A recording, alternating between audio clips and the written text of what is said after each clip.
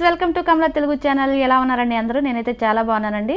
ఈరోజు వీడియో వచ్చేసి మనము రెడీమేడ్ డ్రెస్సులు బాగా పొడవైతే ఎలా రిపేర్ చేసుకోవాలి, వర్క్ అది మనం ఎలాగ పొడవ తగ్గించుకోవాలి అనేది నేను ఈ వీడియోలో మీతో షేర్ చేసుకుంటున్నానండి.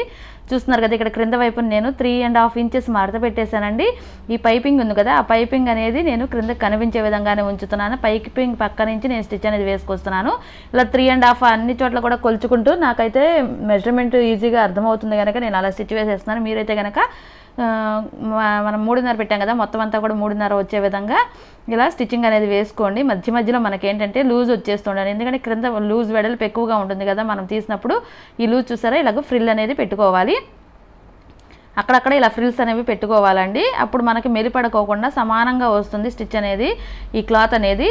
ఇక్కడ మధ్య మధ్యలో నేను ఎక్కడైతే లూజ్ వస్తుంది అనుకున్నానో అక్కడ అంతవరకు కూడా నేను ఇలా ఫ్రిల్స్ అనేవి పెట్టుకుంటూ స్టిచ్ అనేది వేసుకొస్తున్నానండి. 3.5 విడ్త్ చూసారా, ఆ పైపింగ్ పక్క నుంచి వేసుకురావాలని ఇక్కడ నేను మీతో చూపిస్తున్నాను. ఇలా మధ్య మధ్యలో ఫ్రిల్స్ అనేవి పెట్టుకుంటూ ఉంటే కనుక మనకి మెల్లగా తిరిగినట్లుగా ఉండదండి, క్లాత్ అనేది సమానంగా వస్తుంది. అలాగే ఈ పైన ఏదైతే క్లాత్ ఉందో ఆ క్లాత్ అనేది లోపల వైపు లూజ్ పడుకోకుండా సమానంగా చేసుకుంటూ ఇలా స్టిచ్చింగ్ అనేది మధ్య మధ్యలో ఫ్రిల్స్ పెట్టుకుంటూ ఇలా స్టిచ్చింగ్ చేసుకుంటూ వచ్చేసేయాలండి. కొంచెం కొంచెం వేసుకోండి, ఎందుకంటే రౌండ్ మొత్తం కూడా ఒకసారి అయితే రాదు, దూరంగా అయితే కొంచెం కొంచెంగానే వేసుకోవాలి. ఇలా మనం చూస్తున్నారుగా కొంచెం కొంచెం తిప్పుకుంటూ మనం సెట్ చేసుకుంటూ ఇలా స్టిచ్ వేసి రావాలి. 3.5 విడ్త్ మాత్రం ఖచ్చితంగా ఉండే విధంగా చూసుకోండి. అంతే వీళ్ళకి 7 ఇంచెస్ పొడవు అయింది కనుక నేను 3.5 మడత పెట్టానండి. మీ పొడవు ఎంతవరకు కావాలో అంతవరకు చూసుకుని మిగతాది ఇలా మడత పెట్టేసేసుకుని ఇలాగ ఫ్రిల్స్ అనేవి పెట్టుకుంటూ కొంచెం అంటే చిన్న చిన్న కుచ్చుల్లాగా పెట్టుకుంటే ఏంటంటే చూస్తున్నారుగా ఇక్కడ నాకు సమానంగా వచ్చిందో లేదా అని మీకు చూపిస్తున్నాను. నాకైతే కనుక పర్ఫెక్ట్గా అర్థమైపోతుందండి. మెలి ఎక్కడ వస్తుంది, ఆ మెలి వస్తుందంటే మనకు లూజ్ ఉంది అని లెక్క. ఆ మెలి అనేది రాకోకుండా అంటే క్రింద వైపున మెలి వస్తుంది రాకోకుండా ఆ లూజ్ అనేది మనం సెట్ చేసి ఇలా ఫ్రిల్ పెట్టేసుకుంటే చిన్న కుచ్చులాగా పెట్టేసుకుంటే ఏంటంటే మనకి ఈ కుచ్చు అనేది మనకు పైకైతే ఏమీ కనిపించదండి, లోపల వైపుకి వెళ్ళిపోతుంది. అది ఎలాగో కూడా మీరు లాస్ట్ వరకు చూస్తే మీకు అర్థమవుతుంది. అలాగే నా ఛానల్కి మీరు ఫస్ట్ టైం కనుక వచ్చినట్లయితే కనుక సబ్స్క్రైబ్ చేసుకోండి ఫ్రెండ్స్. అలాగే ఈ వీడియో కనుక మీకు నచ్చినట్టయితే లైక్ చేయండి.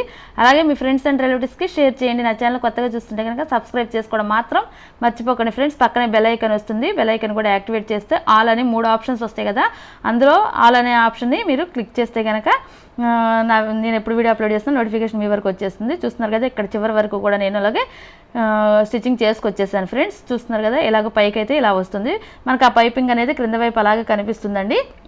నెక్స్ట్ రివర్స్ వైపుకి తిప్పేసుకున్నాము. రివర్స్ వైపు తిప్పుకుని ఏదైతే మనకు కుట్టు ఉంటుంది కదండి సైడ్ జాయింట్, ఆ సైడ్ జాయింట్ దగ్గర స్టార్ట్ చేసుకోవాలి.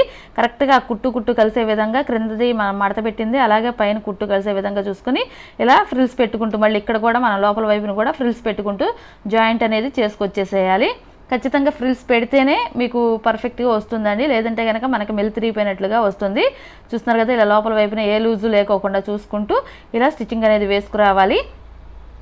ఇలా ఇక్కడ నాకు కొంచెం కనిపిస్తుంది కదా, మీకు అర్థమవుతుంది అనుకుంటున్నాను. నేను లూజ్ అనేది వస్తుంది కదా, లూజ్ వచ్చిన చోట నేను ఇలా ఫ్రిల్ చిన్న కుచ్చులాగా పెట్టేసుకుంటున్నాను. ఎక్కడెక్కడైతే లూజ్ వస్తుందో అక్కడ అది లోపల వైపుకే ఉంటుంది కాబట్టి నో ప్రాబ్లం అండి. మనకు పైకి అయితే అస్సలు కనిపించదు, చాలా నీట్గా వస్తుంది. ఇలాగ మనం కటింగ్ చేసుకుంటే కూడా ఇంత పర్ఫెక్ట్గా రాదు, ఎందుకని అంటారేమో.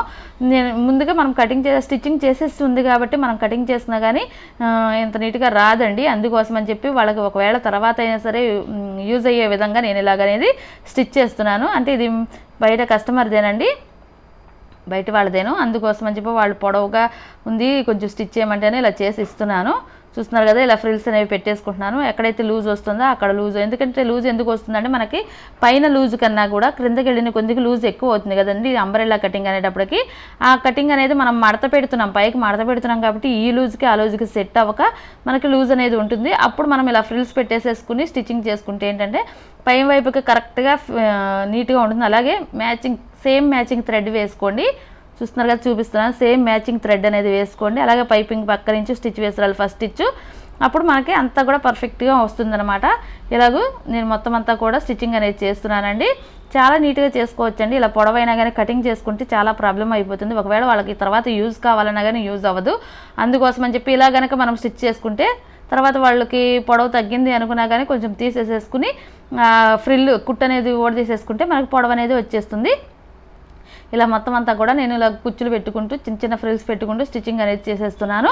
ఇలా మొత్తం అంతా పొడవునా కూడా ఒకే విడత లూజ్ అనేది ఈ పైన ఏదైతే ఫ్యాబ్రిక్ ఉందో ఆ ఫ్యాబ్రిక్ అనేది అటువైపుకి లూజ్ పడుకోకుండా సమానంగా చేసుకుంటూ అడ్జస్ట్ చేసుకుంటూ చేతితో మనము టైట్గా పట్టుకుంటూ ఇలాగ ఫ్రిల్స్ అనేవి పెట్టుకొచ్చేసేయాలి.